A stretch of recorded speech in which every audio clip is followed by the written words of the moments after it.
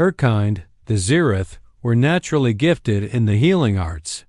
Their 4 silver eyes could see not only the visible spectrum, but also faint traces of bioelectric activity in living tissue. Their elongated fingers, equipped with microsensitive pads, could detect changes in blood flow without the need for instruments. To Siritha, medicine wasn't just a science, it was artistry. When the Epsilon Station assignment came, she barely blinked. It was a deep space trade and refuel station, nothing like the chaotic medical zone she'd served on the front lines during the Dravik Wars. Here, she expected routine checkups, minor industrial accidents, and the occasional food poisoning. Case from reckless tourists sampling unregulated cuisine. The patient logs that morning were exactly as expected. A Ruskian miner with a sprained chitin plate, a Yalan child suffering from mild gravity sickness, and a Kavari trader needing anti-allergen treatment after exposure to earth plants. But then, her attention caught on the final entry in the schedule, Jonathan Hawley, human. She paused for a moment, scanning the medical profile. Humans weren't entirely unknown in the wider galaxy, but they were rare in these sectors. Most spacefaring civilizations treated Earth as a volatile death world, a place that bred tough, unpredictable beings who could survive conditions that would kill others outright. Siritha had read the official medical records, of course. 2 arms, 2 legs, a basic bipedal frame, a redundant organ system that allowed for surprising survivability. Muscular structure, simple but effective. Cardiovascular system, high pressure, oxygen-based. Skin, thin but rapidly regenerating. In her mind, humans were fascinating but not mysterious. Their anatomy had been cataloged decades ago. She knew them. When the doors to the infirmary slid open, Siritha immediately noticed the human's gait. Jonathan Hawley walked in with a deliberate limp, his left leg slightly stiff, his weight shifted to the opposite side. His hair was messy, his clothing was dusty from what looked like cargo handling, and his eyes carried the look of someone more irritated than injured. The 2 security officers flanking him gave a short nod to Siritha. Industrial mishap, one of them explained. He says he's got swelling in his leg somewhere in the upper thigh. We figured you'd want to check for internal bleeding or tissue damage. Siritha's mandibles twitched in faint amusement. Swelling, she repeated, already thinking of the likely causes. A ruptured vessel, perhaps, or a strained muscle from lifting improperly. Nothing beyond her skill. Sit on the exam bed, she instructed, her voice calm but commanding. Jonathan obeyed, though not without giving her a peculiar glance. You sure you're ready for this? It was an odd thing to say to a medic, and her head tilted slightly at the remark. I have studied every recorded detail of your physiology, Mr. Hawley, she said, with the kind of confidence only a veteran physician could muster. Nothing you possess can surprise me. Jonathan smirked faintly. Right, if you say so. She activated the room's diagnostic overlay. Soft blue light washed over the bed, displaying preliminary vitals above his head. Heart rate, elevated, but within functional range. Blood pressure, strong. Oxygenation, excellent. Nothing suggested a dangerous injury so far. Her clawed fingers tapped the console. Describe the injury onset, she requested. Started about 20 minutes ago, Jonathan replied. Carrying a crate, felt, pressure. Then it just kind of happened. Happened? Siritha echoed, puzzled. He hesitated. You'll see. She moved closer, pulling on a sterile diagnostic cloth over her hands. Upper thigh, you said? I'll need you to remove the garment covering the area for proper examination. Jonathan gave her a look she couldn't quite decipher, half amusement, half reluctance, but complied. As the cloth fell away, Siritha's secondary eyes widened ever so slightly. Something was off. This was not what the diagrams had shown. Her database said humans had symmetrical, proportionally scaled reproductive structures. What she was seeing, however, was considerably larger than expected, engorged, heat radiating, and visibly pulsing with blood flow. She froze for action of a second, recalibrating her mental framework. That isn't in the files. Her claws reached for the bioscanner almost on instinct. Significant vascular dilation, she muttered under her breath. No external trauma, blood flow patterns. Unusual? Jonathan shifted on the bed. Yeah, Doc. It's not exactly an injury. Her four eyes flicked up to him sharply, curiosity now mingled with something else, an uneasy awareness that maybe, just maybe, she didn't know human anatomy as well as she'd thought. And in that moment, Dr. Siritha Vale realized her morning was about to become far more interesting than she had planned. Siritha Vale was not easily unsettled. She had treated patients whose nervous systems were spread across 3 separate bodies, assisted in surgeries where the organs were still moving after removal, and even once revived a soldier whose species required electroshock directly to the brainstem. Nothing about alien biology shocked her anymore. Or so she thought, but what she was seeing now, her silver eyes darted between Jonathan's face and the anomaly before her. The upper thigh region was indeed swollen, but not with fluid from an injury, nor with the discoloration that came from a ruptured vessel. Instead, it was firm, highly vascularized, and radiating warmth far above standard human baseline temperature. The bioscanner's readings flickered with peaks of blood flow, as if an internal pump had been rerouted to concentrate circulation in one very specific structure. This is not standard, she murmured, though she immediately regretted saying it out loud. Jonathan smirked faintly. Depends on what you mean by standard, Doc. Ignoring the remark, she activated a deeper scan. The tissue composition was unlike anything in the medical files she'd memorized. There was a dense weave of elastic fibers, muscle-like tissue, and an extraordinary number of sensory nerves, far more than most humanoid species allocated to a single location. No tearing, no contusion. She muttered, almost to herself. The expansion is deliberate, controlled to an extent. The cardiovascular redirection is remarkable. Jonathan raised a brow. You make it sound like a good thing. She turned her gaze on him, her crest feathers lifting in what was to a Xerath a sign of mild irritation. Medically speaking, this much concentrated blood flow without an obvious biological emergency is highly unusual. The risks of vascular rupture alone, it's not dangerous, Jonathan cut in.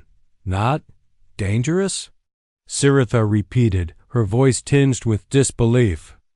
A soft tissue structure undergoing this degree of swelling could— Relax, Doc, he interrupted again. This is normal. Just not in your database. Her eyes narrowed. That was the second time he'd hinted at a gap in her medical knowledge. And if there was one thing Siritha Vale did not tolerate, it was ignorance, especially her own. She adjusted her stance, bringing the bioscanner closer. If this is normal, why is it absent from the official human anatomy records? Jonathan shrugged. Guess nobody told you everything. She almost retorted with a lecture about interspecies transparency and the Galactic Medical Accord, but she caught herself.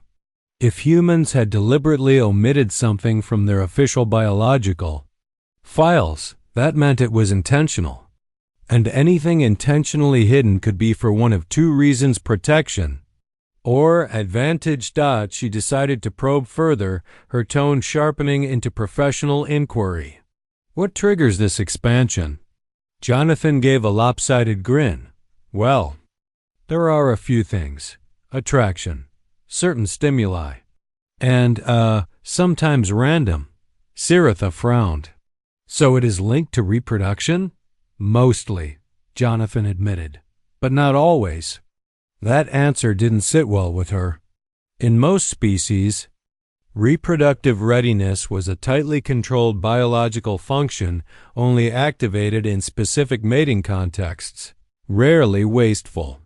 But what she was scanning now wasn't just functional, it was responsive, rapid, and capable of sustaining increased blood pressure for far longer than seemed necessary for reproductive purposes.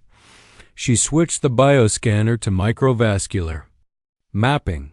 The internal architecture revealed specialized valves that could trap and maintain blood within the structure, combined with an elastic sheath that allowed for dramatic expansion without rupture. It was, from a purely engineering perspective, overbuilt for its purpose. Her scientific curiosity began to override her initial discomfort. Fascinating? The design allows for significant size variation within seconds. The stress tolerance in these tissues is remarkable. If this mechanism were replicated in limb muscles, a human could. She stopped mid-sentence, realizing the implications.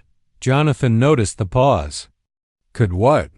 Could temporarily amplify muscle output far beyond baseline, she finished slowly. If you can direct blood this efficiently to one region, theoretically, the same vascular control could boost performance in others' arms, legs, even the heart. Jonathan chuckled. Never thought of it that way. But sure, I guess. She set the scanner down, stepping back slightly. The more she examined this, the more convinced she became that she was staring at a missing chapter of human physiology, one that, if known, would force the Galactic Council to revise every safety and combat protocol involving humans. And the most unsettling part? Jonathan seemed completely at ease with the fact that she'd just uncovered something the galaxy didn't know existed. Dr. Siritha Vile was no stranger to biological secrets. Some species in the galaxy hid vulnerabilities to protect themselves. Others concealed unique abilities to gain leverage in trade or warfare. But rarely did a species omit such. A clear, obvious detail about their own anatomy from the official Galactic Medical Database. Yet here she was, staring at a very real, very physical example of something the humans had chosen not to disclose. The bioscanner's soft chime drew her attention back to the live feed. The readings confirmed everything she had observed, an extraordinary concentration of blood in a localized structure, elastic tissue capable of sustaining pressures that should cause rupture in most other humanoids, and nerve density suggesting extreme sensitivity. This was no simple reproductive function. It was a refined biological capability. Jonathan, meanwhile, seemed entirely too comfortable with the situation. He sat on the edge of the examination bed, his hands braced casually on either side, watching her reactions as though he were observing her instead of the other way around. So, he said finally, you really didn't know. Siritha's eyes flicked toward him, her crest feathers flattening slightly. This state, she began carefully, choosing her words with clinical precision, is physiological, voluntary, or involuntary? Jonathan tilted his head. Little of both. Can happen by choice, or sometimes just happens. She made a note on her datapad. Duration? Depends, he replied, clearly amused. Couple minutes, sometimes longer. She adjusted her stance. And the primary purpose? Jonathan smirked. You already know that answer. Reproduction, she stated flatly. Mostly, he confirmed. But it's not just for that. Siritha's mandibles clicked softly, a Zyrith habit that signaled deep thought. What other function could justify the metabolic cost of such extreme vascularization? Jonathan gave a small shrug. Well, sometimes it's a response to emotions. Sometimes it's a side effect of other physical activity. Not always. Intentional. Her claws tapped against her datapad, recording every word. From a medical standpoint, this was wildly inefficient unless the redundancy served another, less obvious purpose. Her mind was already categorizing possibilities. Intimidation display in early human history, temporary blood redirection to assist in sudden bursts of strength, a vestigial evolutionary trait that humans had repurposed.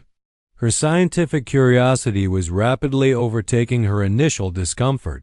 She switched the bioscanner to a deeper structural analysis, mapping muscle, fiber direction, and tissue elasticity.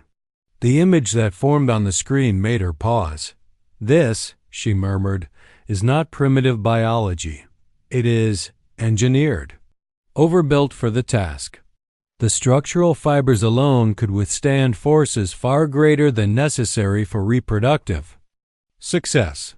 Jonathan chuckled. "You make it sound like someone designed it on purpose." She ignored his tone. "You realize," she said slowly, "if the Galactic Council were aware of this, your species' threat assessment rating would rise significantly." That made him sit forward slightly. "Which is exactly why they're not aware of it." Her secondary eyes blinked. "You're admitting humans conceal biological data from interstellar authorities?" Jonathan's smirk faded into a steady, unreadable expression. "Let's just say we like to keep a few surprises for emergencies." There it was, confirmation. This wasn't ignorance in the database, it was intentional omission. And the implications of that sent a ripple of unease down her spine. If humans were willing to hide this, what else had they kept off the record? She stepped back from the examination table, her mind racing. This was no longer just a medical curiosity, it was strategic intelligence.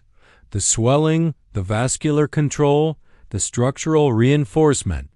It was all evidence of a human body capable of rerouting resources in ways other species couldn't. If this principle applied beyond reproductive anatomy, it could mean sudden strength surges, rapid thermoregulation, or even enhanced stamina. On demand. In combat terms, that was a nightmare to plan against. Jonathan broke her train of thought. "So, Doc, what happens now? You gonna report this?" Her gaze lingered on him for a moment before she answered. "Officially? No. My report will state that the swelling was a benign, non-injurious physiological occurrence. No treatment required." "And unofficially?" he asked, the corner of his mouth twitching upward. "Unofficially," she closed the scanner with a decisive motion, "I will be revising my understanding of your species. Significantly." Jonathan leaned back again, satisfied. "Good. Keep that in mind next time you think you know everything about humans." For the first time in years, Saritha Vayol felt something she almost never did in her profession: humility. She had just learned that even the most complete medical files could be missing entire chapters. Dr. Saritha Vayol was trained to think in terms of symptoms, causes, and treatments. But as she stood there, looking at the scanner's detailed model of Jonathan Hale's anatomical anomaly, her mind was no longer moving in purely medical channels. Instead, it drifted into the realm of applications. The vascular expansion she had observed wasn't limited to one specialized organ.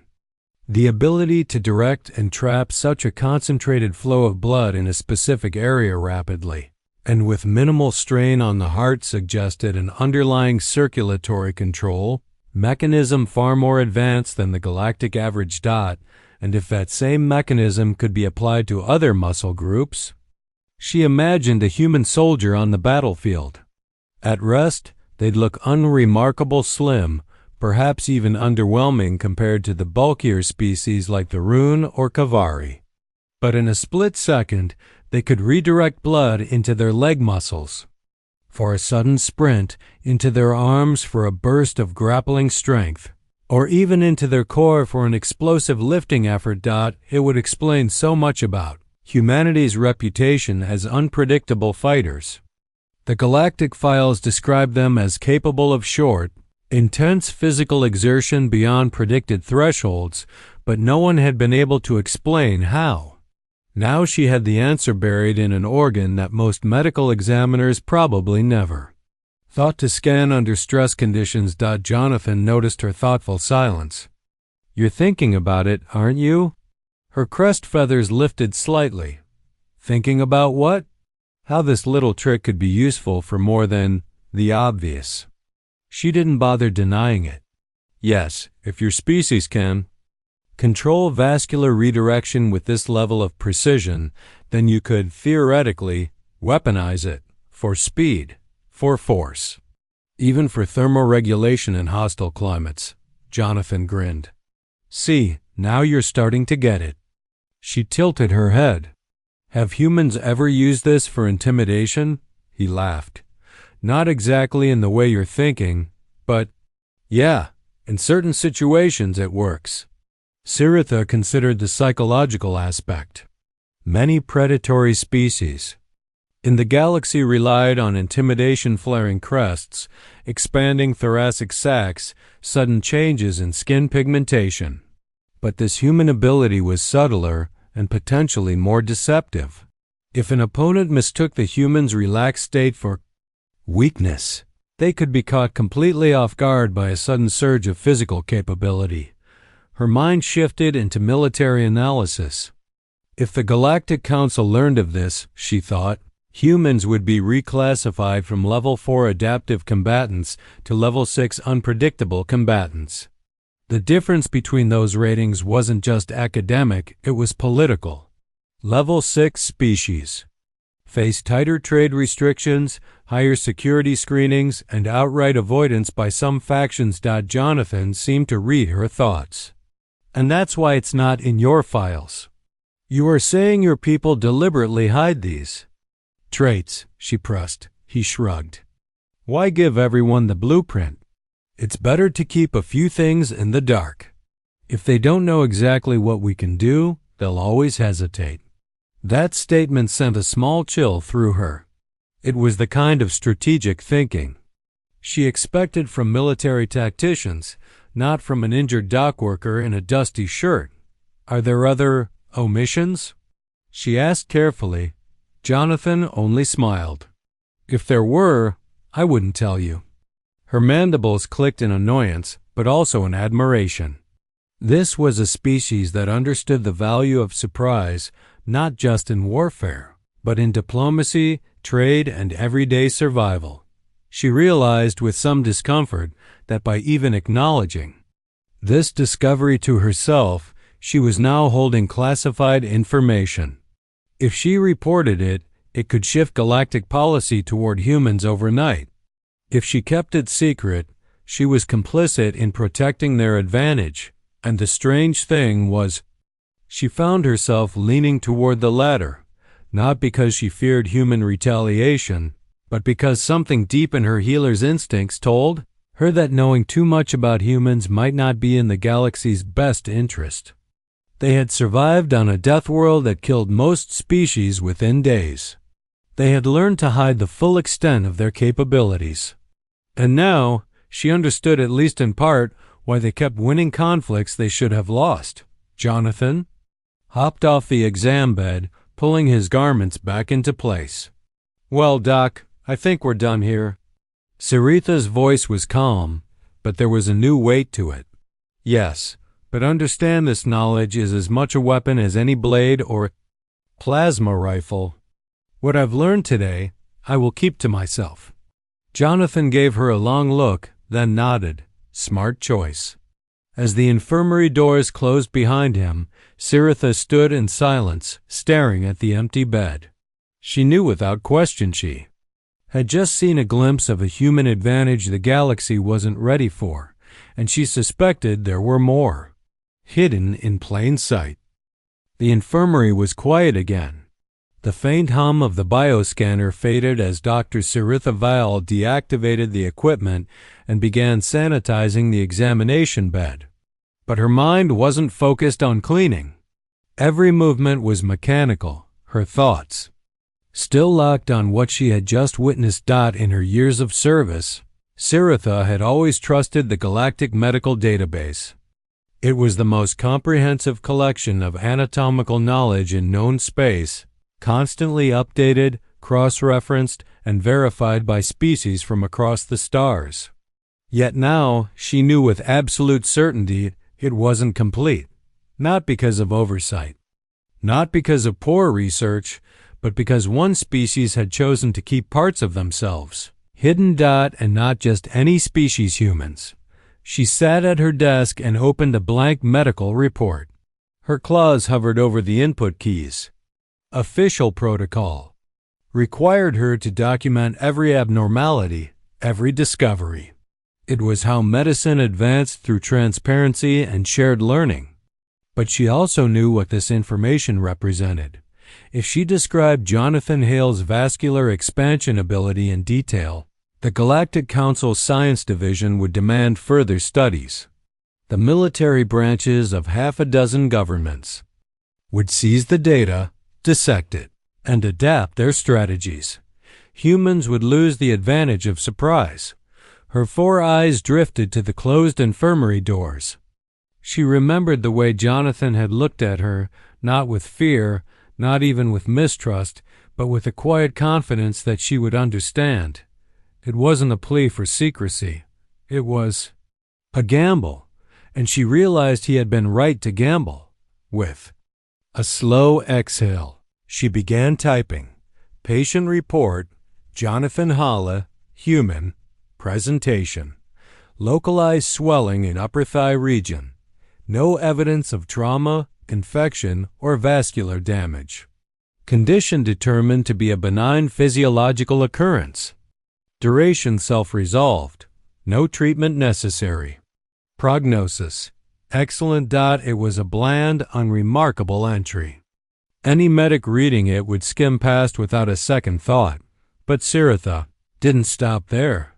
She switched to her private encrypted log, one only she could access, stored offline on a personal data crystal that would never be submitted to the cores.